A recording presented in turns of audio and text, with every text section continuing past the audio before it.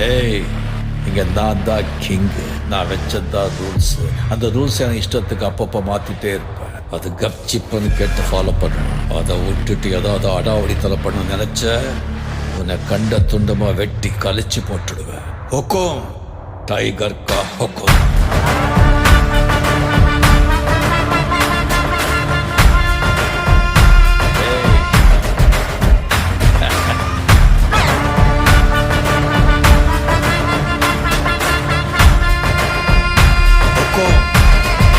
tiger का